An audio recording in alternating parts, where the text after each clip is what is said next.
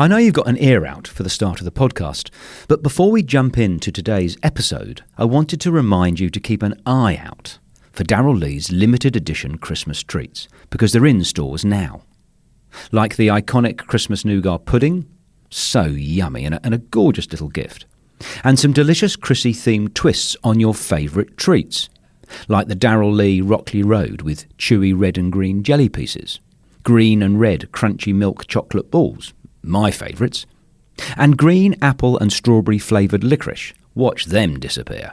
Your Christmas treats table will pop with colour and scrumptiousness. Spread some joy, bring the fun, and enjoy the Christmas tradition that is Darryl Lee. Hurry before they sell out. Darryl Lee makes Christmas better. You're listening to a DM podcast. Hey, it's Nigel here, and this is the 5 of my life. This week, a sneak peek. One of the surprising discoveries of the past 5 years of doing this show is the effect 5 of my life has had on people's love lives. I don't just mean the fact that our fabulous producer has recently got engaged, or the wonderful news that 2 of our guests have found love together. I mean the way people are using 5 of my life in their dating lives.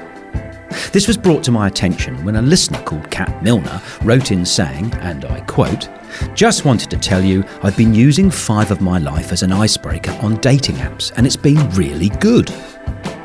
Intrigued, I got in touch and asked her to explain more. She replied, "Well, it's so hard to think of decent questions to ask people apart from the standard boring ones. 5 of my life is a much better way at breaking the ice. And as an added benefit, I'm collating an excellent playlist from their music choices."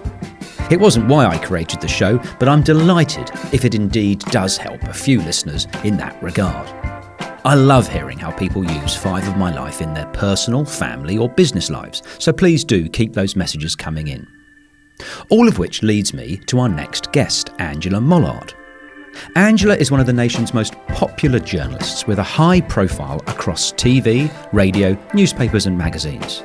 She writes wonderfully about relationships and matters of the heart, as well, of course, as about other pressing issues of the day. It was such a pleasure hearing the warm, wise and relatable way she responded to the 5 of my life challenge. We are going to the east of Africa, to the 47th largest country geographically, the 28th most populous, a country where 62 languages are spoken, 54 million people, Kenya. You've gone large, Angela. Tell us why you've chosen Kenya. I'm glad you mentioned the 54 million people, Nigel, because I had to find one of them. I had to find the oldest woman in the world. Oh, and when was this? This was in about 1994. Right. I was working in the UK and there was a tiny, what we call a brief. A brief is a small story in the newspaper back in the days of newsprint. And it said this Italian sociologist had found this woman he claimed to be the oldest in the world. And the editor came over to my desk, stabbed his finger at this story and went, "Go and find her."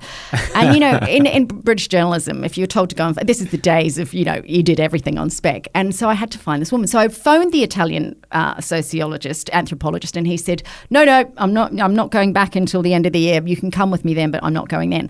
Editor, we don't take no. So I got on a flight with a photographer called Colin to Nairobi, 54 million people, and I have to find the oldest woman in the world. How am I going to do it? How do you do it? Basically, what I figured is that he would have had to have used a translator. So he was Italian. He'd need to use a translator that could translate from Italian to Swahili.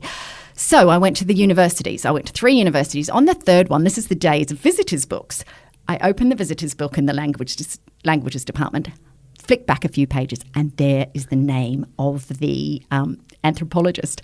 So I speak to the head of languages. I find out who the translator is. This guy is working in a hotel bar. We go and pay him to get a mate to take over his shift.